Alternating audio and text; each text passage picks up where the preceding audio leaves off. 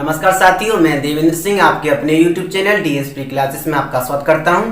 तो मैं आज आपके लिए लेके आया हूं जो 6 जनवरी 2019 को आपके लिए जो सुपर टेट हुआ था उसके जो मैथ के क्वेश्चन आए थे उस पेपर में मैं आपको उनको आज कराने जा रहा हूं। तो चलिए शुरू करते हैं आज की क्लास।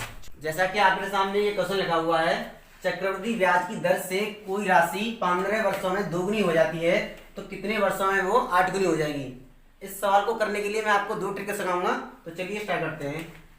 एक हमारा क्या कह रहा है, कोई 15 वर्षों में दोगुनी, मतलब कोई राशि 1 रुपये है, वो कितनी हो रही है, दोगुनी हो रही है। कितने सालों में, 15 ईयर में हो रही है, 15 सालों में। यहाँ मैंने वाई ईयर लिखा है, मतलब ईयर।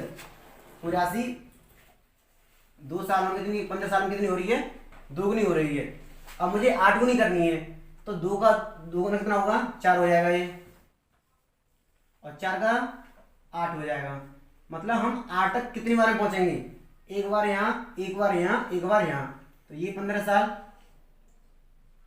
और ये 15 साल। पहली बार दोगुनी, फिर दोगुनी, फिर दोगुनी, तो कितनी हो गई है, 8 गुनी हो गई। मतलब 15 साल मेरे पास ये रहे, 15 साल मेरे पास ये रहे, और 15 साल मेरे पास ये रहे। कितनी हो गई है, 45 साल बाद। 45 साल बाद ये राशि कितनी हो जाएगी, 8 गुनी हो जाएगी। तो चलिए मैं आपको सिखाता हूं इसका दूसरा आंसर। अभी क्या कह रहा है सवाल, कोई राशि 15 वर्षों में दोगुनी हो जाती है। ये कोई राशि है, दोगुनी होगी कितने सालों में, 15 सालों में। अब मुझे क्या करना है, 8 गुनी करनी है। तो मैं क्या करूंगा, इसकी पावर 2x करके इसकी पावर x लगा दूंगा, और मैं इसके किसके बराबर लिख दूंगा, जितनी गुनी मुझे वो करनी है। 8 गुनी करनी है, क्या कर दूंगा मैं इसे 8 कर दूंगा।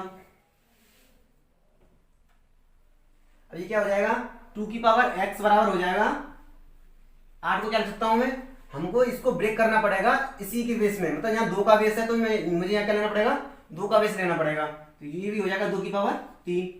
तो यहाँ से x की वैल्यू कितनी आ जाएगी, x की वैल्यू आ जाएगी 3। जो ये 3 वैल्यू आई है उसका मैं क्या कर दूंगा, इसका ईयर में क्या करूंगा, मल्टीप्लाई कर दूंगा। तो ये मेरा आंसर हो जाएगा 15 इंटू 3 बराबर 45 साल। तो यहां आपने देखा कि इस तरीके से भी हम इस क्वेश्चन को बड़ी आसानी से कर सकते हैं। चलिए देखते हैं अगला क्वेश्चन। एक क्वेश्चन लिखा हुआ है 1 + 2 7 पे बार लगा हुआ है, बराबर है। हमें इसकी वैल्यू निकालनी है। तो आपको पता है जब मेरे पास कुछ 1.5 रुपए है, मान लीजिए 1.5 ये लिखा हुआ है, जब मैं इसको कैसे लिख सकता हूं, मैं इसे लिख सकता हूं 1 + 50 पैसा। मैं इसे ऐसे लिख सकता हूं, जैसे कि 75 पैसे हैं और 1 रुपया मेरे पास, तो इसे क्या लिखूंगा 1.75। तो ऐसे ही मैं क्या करूंगा, इसको ये जो मेरे पास लिखा हुआ है ऐसे मैं तोड़ दूंगा, 1 + 2 7। इसको मैं क्या कर दूंगा, अलग अलग ब्रेक कर दूंगा। अब आपको पता होगा कि जब किसी भी पावर का सुधार होता है, इसे बोलते हैं बार, तो हम इसको क्या लिखते हैं 7/9। क्या लिखते हैं 7/9। मतलब जितनी संख्या के ऊपर बार होगा उससे हम क्या लिख देते हैं, नीचे लिख देते हैं। तो यहाँ पे देखिए आप, ये तो मेरे पास सही है, और यहाँ पे 2 संख्या है 2 और 7, इन दोनों के ऊपर बार है। तो ये क्या हो जाएगा 27/99। मतलब इसका एक बार और इसका ये बार, दोनों का बार हटेगा तो 2 क्या आएंगी, 2 मेरे 9 आ जाएंगे। अब मैं इसका कैंसिल कर दूंगा, 3 से 9 बार, 3 से 33 बार। तो मैं से 27 को 3 से 9 बार काट दूंगा, 99 को 3 से 33 बार काट दूंगा। फिर ये 9 कट जाएगा 3 बार और ये कट जाएगा 11 बार। तो मेरा आंसर निकल के क्या आएगा, 1 + 3/11। जब मैं इस फ्रैक्शन को सॉल्व करूंगा तो ये क्या हो जाएगी मेरी, इसका मैं इसमें मल्टीप्लाई कर दूंगा, 11 + 3/11। ये मेरा आंसर आ जाएगा 14/11। ये क्या होगा, मेरा आंसर होगा। तो चलिए देखते हैं अगला क्वेश्चन। जैसा कि हमारे पास ये क्वेश्चन लिखा हुआ है, एक आयत की लंबाई में 25% की वृद्धि हो तो चौड़ाई में कितने % की कमी की जाएगी, चित्रफल वही बना रहे हैं। तो आपको पता होगा आयत के क्षेत्रफल का फॉर्मूला क्या होता है। आयत के क्षेत्रफल का फॉर्मूला होता है लेंथ इंटू ब्रेथ। ये मेरे पास आयत है, ये मेरी लेंथ हो गई, ये क्या हो गई, ब्रेथ हो गई। तो एरिया क्या होता है, एरिया बराबर होता है लेंथ इंटू ब्रेथ। तो इस सवाल में क्या कहा है कि लंबाई में तो वृद्धि करते हैं 25% की, तो चौड़ाई में कितने परसेंट की कमी की जाए कि क्षेत्रफल क्या रहे, सेम रहे। मतलब जो एरिया पहले था वो एरिया क्या हो जाए, बाद में सेम रहे। तो हमारे पास आयत के एरिया का एरिया का फॉर्मूला होता है लेंथ इंटू ब्रेथ।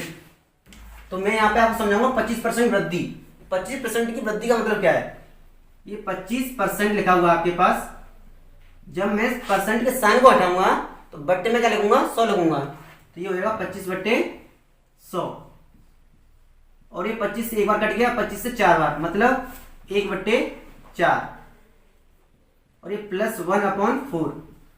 मतलब पहले इसकी जो लंबाई थी वो 4 थी, अब उसमें क्या हो गया, एक का क्या हो गया, इंक्रीमेंट हो गया, मतलब वृद्धि हो गई। तो ये कितनी हो गई है, 5/4 हो गई है। मतलब पहले लेंथ कितनी थी, लेंथ थी मेरी 4, अब वो कितनी हो गई, 5 हो गई। तो उसको चौड़ाई क्या होना पड़ेगा, कम होना पड़ेगा। तो मुझे ब्रेथ क्या हो जाएगी मेरी, 5 से क्या हो जाएगी, 4 हो जाएगी। समझे आप, 5 से क्या हो जाएगी, 4 हो जाएगी। तो यहाँ पे कितनी कमी हुई, 1 की। तो 1 की कमी हुई कितने पे, 5 पे, क्योंकि 5 से कमी हुई है। तो 5 आ गया यहाँ पे, मल्टीप्लाई बाय 100, क्योंकि मुझे परसेंट मान से निकालना है। 5 से 100 कितना कट जाएगा, 20 बार। तो मेरा आंसर आ जाएगा 20%। कितना आ जाएगा, 20%। तो मुझे अपने चौड़ाई में कितने परसेंट की कमी करनी पड़ेगी, 20% की कमी करनी पड़ेगी। मैंने यहाँ पे आपको 25% जो सॉल्व करके दिखाया है वो रेशियो मेथड से कराया है, क्योंकि एग्जाम में इसी रेशियो मेथड से बहुत सारे क्वेश्चन आसानी से सॉल्व हो जाते हैं, इसलिए मैंने आपको ये क्वेश्चन कराया है। तो यहाँ पे क्वेश्चन लिखा हुआ है, किसी संख्या का 20% 120 है, तो उसी संख्या का 120% क्या होगा। तो ऐसे परसेंटेज के क्वेश्चन ज्यादातर पूछे जाते हैं। तो मैं इस क्वेश्चन को आपको 2 तरीके से करके दिखाऊंगा। यहाँ देखिए आप, किसी संख्या का 20%, मैंने मान ली संख्या क्या है मेरी, x है, x मेरी संख्या है, इस संख्या का 20%, इस संख्या का 20% क्या दे रहेगा मुझे, 120 दे रहा है। जैसा यहाँ क्वेश्चन कह रहा था सेम मैंने रेटो ऐसे लिख दिया है। अब मैं इसको हटाऊंगा, परसेंटेज को क्या हो जाएगा, फिर ये हो जाएगा 20/100 हो जाएगा। तो मैं जब भी परसेंट को उठाऊंगा तो बट्टे में 100 आना ही आना है। तो ये क्या हो जाएगा, 120 हो जाएगा। 0 से 0 कैंसिल हो जाएगी, 2 से 5, मेरा क्या हो गया, x बराबर हो जाएगा 5 × 120। x बराबर क्या हो जाएगा, 12×5 = 600 हो जाएगा। क्या आ जाएगा, संख्या मेरी क्या हो गई, 600 हो गई। लेकिन इस क्वेश्चन का आंसर ये नहीं है। बहुत से स्टूडेंट जल्दीबाजी में क्या करते हैं, ऑप्शन में 600 दिखता है उसी को टिक लगा देते हैं, लेकिन ऐसा नहीं होता है। वो कह रहा है उसी संख्या का 120%, उसी संख्या का 120% पूछा है क्वेश्चन में, तो मुझे इसका क्या निकालना है, 120% निकालना है। तो मेरा आंसर क्या होगा, 600 का क्या निकालना है मुझे, 120% निकालना है। तो मैं यहां से परसेंट हटाऊंगा तो बट्टे क्या हो जाएगा, ये मेरा 100 हो जाएगा। 600 120/100 हो जाएगा, क्योंकि मैं जब भी परसेंट के साइन उठाता हूं तो मैं क्या करूंगा, यहाँ पे बट्टे में 100 लूंगा। 2 जीरो से 2 जीरो कैंसिल हो जाएंगी, 12 × 72, मतलब 720 मेरा क्या हो जाएगा, आंसर हो जाएगा। 720 क्या होगा, आंसर हो जाएगा। तो अगर आपको इसमें कोई डाउट है तो आप कमेंट बॉक्स में कमेंट कर सकते हैं। तो मैं आपको दूसरा मेथड सिखाता हूं। यहाँ सवाल कह रहा है किसी संख्या का 20% 120 है, मतलब मुझे डायरेक्ट 20% की वैल्यू क्या दे रखी है, 120 दे रखी है। क्या दे रखी है, 20% की वैल्यू 120 दे रखी है। मैं ज्यादातर क्वेश्चन इसी मेथड से करता हूं, क्योंकि ये बहुत ही शॉर्ट और मेरे लिए बहुत ही अच्छा मेथड लगता है मुझे। तो 20% की वैल्यू क्या दे रखी है, 120 दे रखी है, और मुझे वैल्यू लगानी 120% की। तो इसमें किसका गुणा कर दूं मैं, 6 का। भाई अगर मैं इसमें 6 का गुणा कर दूंगा तो अपने आप 120% बन जाएगा, तो मुझे 6 का इसमें भी मल्टीप्लाई करना पड़ेगा। तो ये हो गया 120%, और ये हो गया 12 × 72 720। तो देखा आपने मात्र कितना समय लेंगे इसको करने के लिए, मुझे लगता है आप इसे करने के लिए मात्र 5 सेकंड से ज्यादा समय नहीं लेंगे। क्योंकि मैंने आपको समझाया जब मैंने 5 सेकंड लिए, अगर आप इसे प्रैक्टिस करने बाद करेंगे मात्र 2 सेकंड में कर देंगे। 20% की वैल्यू 120 दे रखी है, आपको निकालना 120% की वैल्यू, 6 का मल्टीप्लाई इधर, 6 का मल्टीप्लाई इधर, आंसर आ जाएगा 120% बराबर 720। चलिए देखते हैं अगला क्वेश्चन। जैसा कि यहाँ पे क्वेश्चन लिखा हुआ है, 3 संख्याओं का योग 98 है यदि पहली और दूसरी संख्या का अनुपात 2:3 तथा दूसरी तथा तीसरी संख्या का अनुपात 5:8 है, तो हमें दूसरी संख्या क्या होगी, दूसरी संख्या का पता लगाना है। तो क्या करेंगे, ये मेरे पास 2 संख्या, पहली संख्या रेशियो दूसरी संख्या रेशियो तीसरी संख्या। मुझे पहले मैं क्या निकालूंगा, तीनों संख्याओं का रेशियो निकालूंगा। तो पहली और दूसरी संख्या रेशियो 2:3 दे रखा है, मतलब 2:3, और दूसरी तथा तीसरी संख्या का रेशियो दे रखा है 5:8। मैं लिखूंगा ऐसे 5:8। अब मुझे क्या करना है, इसको सॉल्व करने के लिए छोटी सी ट्रिक होती है। जो यहाँ पे 3 लिखा हुआ है मैं से जैसे कि तैसा यहाँ लिख दूंगा, जो 3 होगा वो 3 यहाँ पे आ जाएगा, और जो 5 है तो उस 5 को मैं यहाँ लिख दूंगा। इससे क्या होगा, इससे आप आसानी से बहुत ही तीनों संख्याओं का रेशियो निकाल देंगे। अब इसका हमें क्या करना है, मल्टीप्लाई करना है, इनका सीधे मल्टीप्लाई करना है, इनका। तो 5 दूनी 10, 5 × 3 = 15, 8 × 3 = 24। मैंने यहाँ पर क्या किया है, मैंने जो 3 थी ये यहाँ पे 3 लिख दी, मतलब जो यहाँ होगा सेम इसके पीछे आ जाएगा।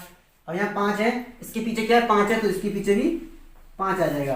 अब मैंने इनका मल्टीप्लाई कर दिया है, तो 5 दूनी 10, 5 × 3 = 15, 8 × 3 = 24। अब मैं इनको जोड़ूंगा, 24, 5 और 4 9, 2 3 4 49। मतलब मेरे पास यहाँ पर तीनों संख्याओं का योग कितना है, 49 है। लेकिन सवाल में मुझे क्या दे रखा था, तीनों संख्याओं का योग कितना दे रखा था, 98 दे रखा था। ये तो गलत बात है भाई, यहाँ पे 49 है, वहां पे 98। तो ये मेरे अनुसार है, ये यूनिट है, और वो क्वेश्चन के अनुसार है। तो ये 49 की वैल्यू क्या दे रखी है क्वेश्चन में, 98 दे रखी है। तो मुझे भी 49 क्या कितनी करनी पड़ेगी, 98 करनी पड़ेगी। तो मुझे इसमें क्या करना पड़ेगा, 2 का मल्टीप्लाई करना पड़ेगा, तब जाके ये 98 होगा। अब मुझे क्वेश्चन में क्या पूछा है, दूसरी संख्या पूछी है। तो दूसरी संख्या में क्या कर दूंगा, मैं 2 का गुणा कर दूंगा, तो ये मेरी क्या आ जाएगी, दूसरी संख्या क्या हो जाएगी मेरी, 30 हो जाएगी। दूसरी संख्या क्या हो गई, 30 हो गई। क्वेश्चन में दूसरी संख्या पूछी थी इसलिए मैं दूसरी संख्या निकाली है। अगर आप मुझसे पूछे सर तीसरी संख्या क्या होगी, तो इसमें मैं क्या कर दूंगा, मैं 2 का मल्टीप्लाई कर दूंगा, तो 24 दूनी 48, तो ये क्या हो जाएगी, मेरी तीसरी संख्या हो जाएगी। अगर आप पूछना चाहें सर पहली संख्या क्या होगी, तो 10 में क्या कर दूंगा, 2 का मल्टीप्लाई कर दूंगा, तो ये क्या हो जाएगी, मेरी संख्या 20 हो जाएगी। अगर आप इनको तीनों को जोड़ेंगे तो आप इनका सम क्या पाएंगे, 98, 40, 70, 70 20 90, 90 8 98। तो आपने देखा कि हमारा आंसर इसमें क्या हो गया, 30 हो जाएगा। तो मैंने आपको इस क्वेश्चन को बहुत ही आसानी से समझा दिया है। आप ऐसे क्वेश्चन बहुत सारे आपकी किताब में लेकर प्रैक्टिस कर सकते हैं। तो चलिए देखते हैं अगला क्वेश्चन। तो जैसा कि यहाँ पे क्वेश्चन लिखा हुआ है, √2916 की वैल्यू हमें दे रखी है 54, और हमें वैल्यू फाइंड करनी है। मतलब ये क्वेश्चन दे रखा है, ये पूरा क्वेश्चन है, ये दे रखा है, हमें इसकी वैल्यू निकालनी है। ये रहेगा अंडर में 29.16, और ये है अंडर रूट में 0.2916, और ये है अंडर रूट में 0.002916, और ये दे रखा है 0.00002916। तो मुझे इसकी वैल्यू निकालनी है। तो देखिए मैं इसको सॉल्व करने जा रहा हूँ। तो आपको पता होगा, छोटी चीज मैं आपको सिखाने जा रहा हूँ। यहाँ पे अगर मेरे पास 5.2 है, क्या है ये 5.2, तो मैं इसको सॉल्व करूंगा। तो यहाँ से जब मैं दशमलव को उठाऊंगा तो यहाँ पे एक जीरो आएगी, मतलब जितने अंक बाद दशमलव होगी उतनी जीरो यहाँ पे आती हैं। ऐसे में 6.202 है, तो यहाँ पे 2 अंक छोड़ दशमलव है, तो यहाँ पे जब मैं दशमलव को हटाऊंगा यहाँ से, तो यहाँ पे कितनी जीरो आएंगी, 2 जीरो आएंगी। तो इसी कॉन्सेप्ट को यूज करके मैं क्वेश्चन को सॉल्व करूंगा। तो यहाँ देखिए आप, जब मैं दशमलव को हटाऊंगा तो ये हो जाएगा मेरा 2916/100 हो जाएगा। और यहाँ पे क्या हो जाएगा, सेम ये हो जाएगा। यहाँ पे 4 1 2 3 4, जब मैं दशमलव को हटाऊंगा तो 4 जीरो आएंगी, तो ये हो जाएगा मेरा 2916/4 जीरो, प्लस यहां से जब मैं हटाऊंगा दशमलव को तो यहाँ पे क्या आएंगी, 6 जीरो आएंगी। तो 2916 बटे 6 जीरो, 1 2 3 4 5 6, तो यहाँ से 8 जीरो आएंगी क्योंकि इतने 8 अंक है यहाँ पे। 2916 बटे में 8, 1 2 3 4 5 6 7 और ये 8। और यहाँ पे जब मैं अब इसको क्या करूँगा, 2916 की मुझे क्या दे रखी है, 54 दे रखी है। यहाँ पे मैं इसे 2916 बट्टे में अंडर रूट 100 लिख सकता हूँ। इस चीज को मैं क्या कर सकता हूँ, अलग अलग लिख सकता हूँ। इसकी वैल्यू में क्या दे रखी है, 54 दे रखी है, और इसकी वैल्यू क्या आएगी, इसकी वैल्यू निकल के आएगी 10। 10 की कैसे निकल के आएगी, क्योंकि जब मैं इसको लिखूंगा अंडर रूट 100 को क्या लिख सकता हूँ मैं, 10 का स्क्वायर और ये अंडर रूट। अंडर रूट का मतलब होता है आधी पावर, तो ये क्या हो जाएगा 10 का स्क्वायर और ये पावर आधी हो जाएगी, 2 से 2 कैंसिल हो जाएगी, तो क्या निकल के आएगा मेरा 10 निकल के आएगा। क्या निकल के आएगा, 10 निकल के आएगा। तो इसी से मैं सबको चारों को क्या करूंगा, ब्रेक करके लिखूंगा। 2916 की जगह क्या लिख दूंगा मैं, 54 लिख दूंगा। 100 की जगह आएगा 10 आएगा, क्योंकि जब मैं इसे अंडर रूट से बाहर निकालूंगा 10 निकल के बाहर आएगा। और ये 2916 की वैल्यू क्या तरीके 54 दे रखी है, 54 हो गया मेरा। और ये क्या हो जाएगा, 100 हो जाएगा, क्योंकि मैंने 10,000 को क्या किया है, अंडर रूट से बाहर निकाला है। प्लस ये हो जाएगा 54, ये बट्टे में हो जाएगा 1000, क्योंकि यहाँ पे 6 जीरो है, 3 जीरो आ जाएंगी। प्लस ये हो जाएगा 54 बट्टे में क्या हो जाएंगी 4 जीरो। अभी मैं क्या करूंगा, जब मैंने दशमलव को उठाया था तो मैंने यहाँ पे जीरो बढ़ाई थी। अब मैं जीरो यहाँ से हटाऊंगा, दशमलव यहाँ लगाऊंगा, तो यहाँ पे एक जीरो है, तो यहाँ पे एक अंक छोड़ दशमलव आ जाएगी, 5.4 हो जाएगा ये। सेम यहाँ पे 2 जीरो है, तो यहाँ पे 2 अंक छोड़ के क्या आएगी, जीरो आएगी, 5. ये हो जाएगा 0.54। सेम यहाँ पे 3 जीरो है, तो यहाँ पे 3 अंक छोड़ दशमलव आएगी, 0.054। यहाँ पे 4 जीरो है, तो यहाँ पे 4 अंक छोड़ दशमलव आएगी, हो जाएगा 0.0054।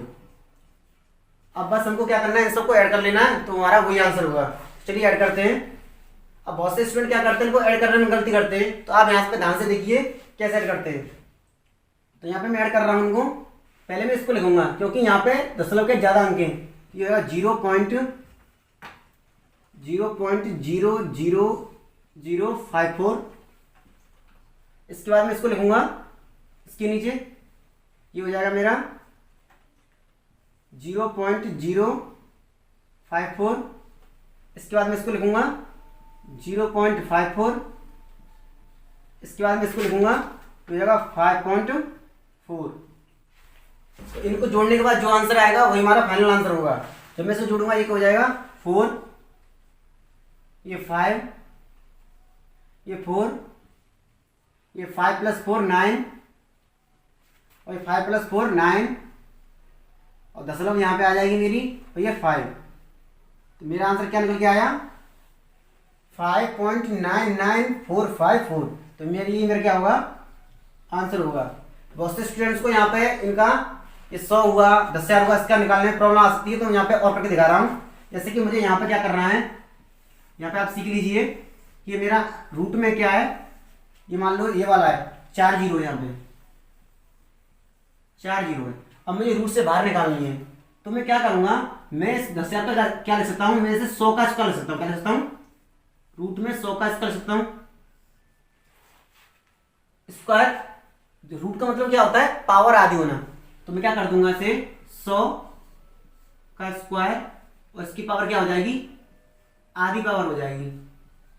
2 से 2 क्या हो जाएगी, फिर कैंसिल हो जाएगी, तो क्या बाहर निकल के आएगा, 100 बाहर निकल के आएगा। तो यहाँ पे मैंने यही किया है। यहाँ मेरी 10,000 थी, तो मैंने इसे रूट में से बाहर निकाला। इस रूट का होने का मतलब यह है कि 2916 भी रूट में है और 10,000 भी रूट में है। तो 2916 का तो यहाँ पे दे रखा है पहले से ही, क्वेश्चन में गिवन है, लेकिन इसका नहीं दे रखा था, इसका मैंने क्या निकाल लिया, 100 निकाल लिया। तो इस तरह आप ऐसे क्वेश्चन को आसानी से इस मेथड का यूज करके निकाल सकते हैं। तो चलिए देखते हैं अगला क्वेश्चन। तो यहाँ पे क्वेश्चन लिखा हुआ है प्रथम 9 अभाज्य संख्याओं का औसत। तो हमें क्या निकालना है? प्रथम 9 अभाज्य संख्याओं का हमें औसत निकालना है। तो मैं आपसे पूछना चाहूंगा, तो आप बताइए सबसे छोटी अभाज्य संख्या कौन सी है? आपको इस क्वेश्चन का उत्तर कमेंट बॉक्स में देना है। तो मैं आपको समझाता हूँ अभाज्य संख्या कैसे कहते हैं। अभाज्य संख्या जैसे कि मेरे पास ये 3 है, हम अभाज्य संख्या कहते हैं ऐसी संख्या जिसके केवल 2 गुणनखंड हो। एक तो वो संख्या खुद हो जो संख्या वो है, और एक क्या आएगा? 1 आएगा। 3 में 3 से भाग दूंगा चला जाएगा, और 1 से 1 चला जाएगा। अभाज्य संख्या मतलब वो संख्या जिसके केवल 2 गुणनखंड हो। और भाज्य संख्या जैसे 4, ऐसी संख्या जिसके 2 से अधिक गुणनखंड हो। एक तो ये 4 हो जाएगी, एक 2 हो जाएगा, और एक 1 हो जाएगा। तो आपको क्या करना है? आपको सिंपल 2 चीजें रखनी है। ऐसी संख्या जिसका केवल 2 गुणनखंड हो, 2 गुणनखंड, और ऐसी संख्या जिसके 2 से अधिक गुणनखंड हो।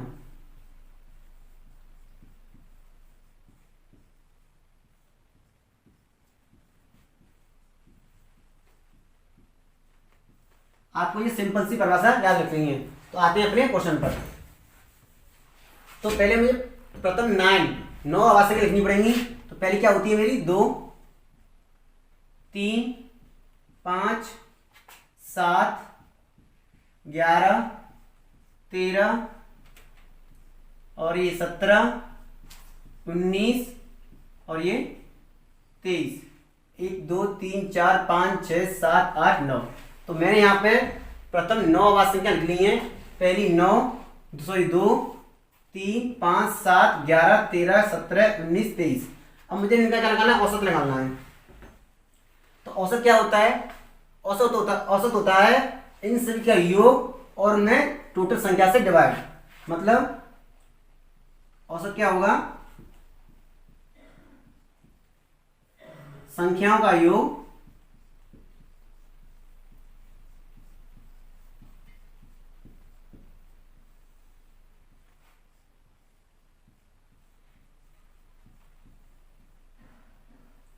बटे में कुल संख्या। मतलब हमें कितनी संख्या दे रखी है।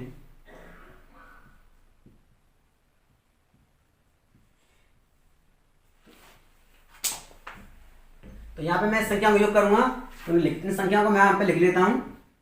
2 + 3 + 5 + 7 + 11 + 13 + 17 + 19 + 23। तो कितनी संख्या मेरे पास? 9 संख्या है। तो इन संख्याओं को जब मैं ऐड करूंगा तो क्या निकल के आएगा? ये आएगा 100। तो मेरे पास 100 बटे ये 9 हो जाएगा। तो ये क्या निकल के आएगा मेरा? ये मेरा एवरेज निकल के आएगा। ये क्या हो गया? मेरा एवरेज, औसत हो गया। तो औसत का फॉर्मूला क्या होता है? संख्याओं का योग बटे कुल संख्या। तुम्हारा आंसर निकल के आया है 100 बटे 9। चलिए स्टार्ट करते हैं अगला क्वेश्चन। तो यहाँ पे हमें क्वेश्चन दे रखा है 2 शंकु हमारे पास, उनकी ऊंचाई का रेशियो दे रखा है 1:4, और उनके व्यास का रेशियो दे रखा है हमें 4:5। तो हमें उनके आयतनों का अनुपात निकालना है। सबसे पहले हमें सूत्र क्या पता होना चाहिए? शंकु का आयतन पता होना चाहिए। शंकु का आयतन का फॉर्मूला क्या होता है? शंकु का आयतन होता है शंकु का आयतन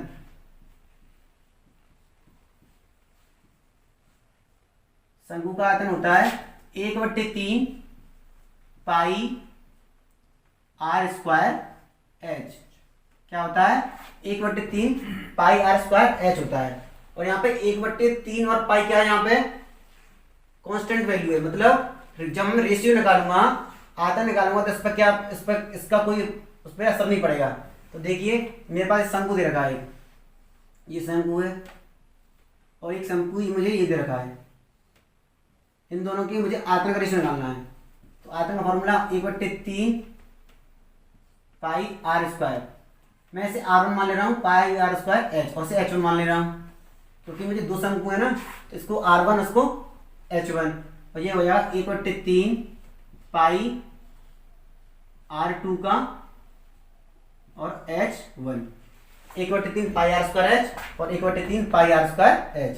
यहाँ पे मैंने R1 H1 ले लिया है, यहाँ पे मैंने R1 और H2 ले लिया है, क्योंकि मेरे पास दो शंकु हैं।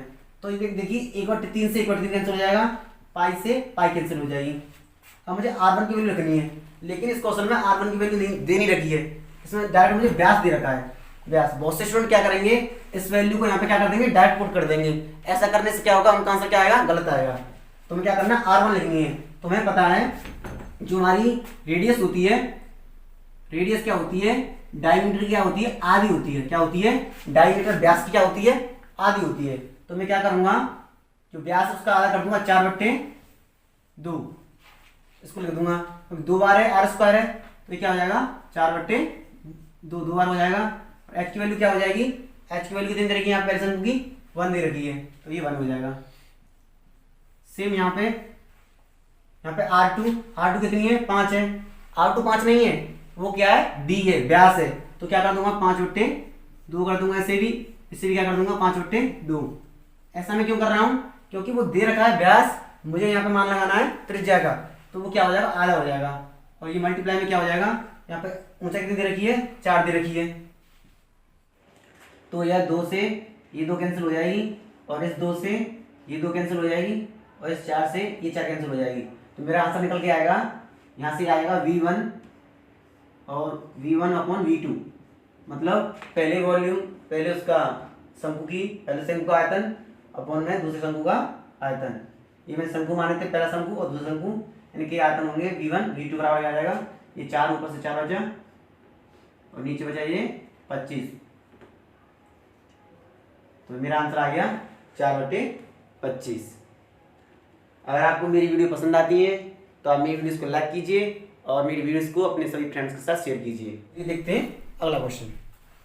तो यहाँ पे क्वेश्चन लिखा हुआ है 13, 14, 18, 16, 19, 12 की हमें माध्यिका निकालनी है। क्या निकालनी है, माध्यिका। तो जब भी हम माध्यिका निकालेंगे तो हम जो हमारे जो आंकड़े दिए हुए हैं उनको हम लिखते हैं आरोही क्रम में, उन्हें हम क्या लिखेंगे, असेंडिंग ऑर्डर में लिखेंगे, मतलब आरोही क्रम में लिखेंगे। आरोही से मतलब होता है जैसे कि मेरे पास पहले मान लो कोई 2, 3, 5, 7, 8 लिखा हुआ है, तो मैं क्या करूंगा, ये मेरा बढ़ता हुआ क्रम है, असेंडिंग ऑर्डर है, आरोही क्रम। पहले 2, फिर उससे बड़ा, फिर उससे बड़ा और फिर उससे बड़ा। तो सेम यहाँ पे मैं क्या करूंगा, पहले यहाँ पे सबसे छोटा कौन सा है, 12 है, तो ये 12 लिख लूंगा यहाँ पे मैं। फिर लिखूंगा इससे बड़ा 13 हो गया मेरे पास, फिर इससे बड़ा क्या हो गया मेरे पास, 16 होगा, फिर क्या हो गया मेरे पास 18 हो जाएगा, और फिर क्या हो जाएगा ये 19 हो जाएगा। मैंने यहाँ क्या किया है, आरोही क्रम में लिखा है। मैंने क्या लिखा है, आरोही क्रम में लिखा है।